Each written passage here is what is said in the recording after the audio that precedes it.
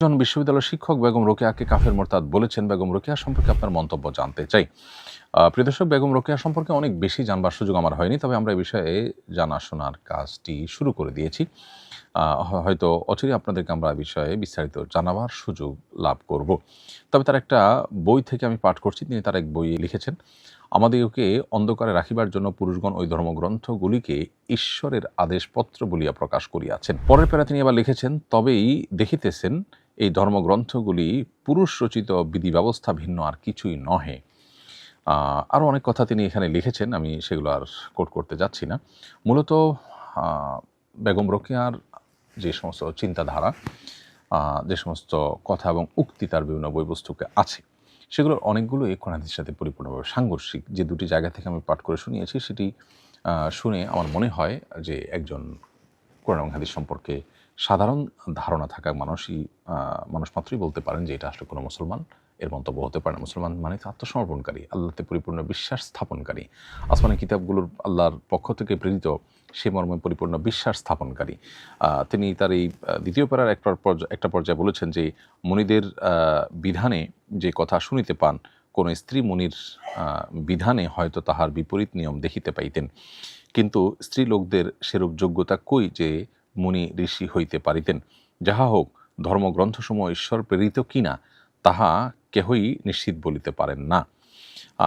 এই যে এই উক্তি আসলে আপনার ইমানের সাথে কখনো সঙ্গতিপূর্ণ হতে পারে না। তো তার বিষয়ে আরও বিস্তারিত মন্তব্য, বিশেষ করে কাফের মুরতাদ হওয়ার মতো মন্তব্য করার জন্য আরও পড়াশোনা করার প্রয়োজন, এবং এই বিষয়ে সংশ্লিষ্ট বিষয়ে যারা বিশেষজ্ঞ আছেন, ফতোয়া বিভাগগুলো আছে, তারা গবেষণা করে সুস্পষ্ট কোনো ফতোয়া প্রকাশ করবেন বলে আমি প্রত্যাশা করি দেশের বিজ্ঞ উলামা ইকরামের কাছে। কিন্তু আমার আলাপের অন্য একটা জায়গা আছে। একজন বিশ্ববিদ্যালয়ের শিক্ষক তার একটি মতামত ব্যক্ত করেছেন।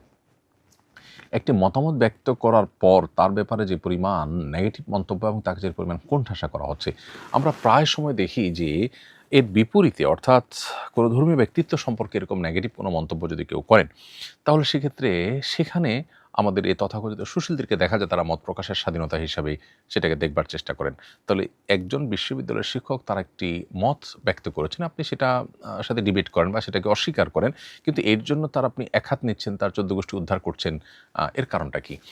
একটা সমাজে যদি কোনো আলেম সম্পর্কে বাজে মন্তব্য করলে সেটা কোনো দোষণীয় বিষয় না হয়, তাহলে এখানে একজন নারী যিনি সমাজ নিয়ে হয়তো ভাবতেন, তার ভাবনাগুলোর কতটা সঠিক কতটা বেঠিক সেটার উপরে কেউ একজন মূল্যায়ন করলেন বা তার মূল্যায়ন নিজস্ব মতামত তিনি প্রকাশ করলেন, কেন তার 14 গোষ্ঠী উদ্ধার করতে নামতে হবে? মূলত আমাদের শিক্ষাঙ্গনগুলো, বিশেষ করে বিশ্ববিদ্যালয়গুলো, এগুলোতে ইসলামোফোবিয়া এইভাবে প্রতিষ্ঠিত হয়েছে যে ধর্মপ্রাণ মানুষদের বুকের উপরে বসে তাদের টাকায় চলে এই প্রতিষ্ঠানগুলো ধর্মহীনতার চর্চা করছে এবং ধর্ম বিরোধী পরিবেশ সেখানে প্রতিষ্ঠা করছে, যেটা খুবই দুর্ভাগ্যজনক বাস্তবতা।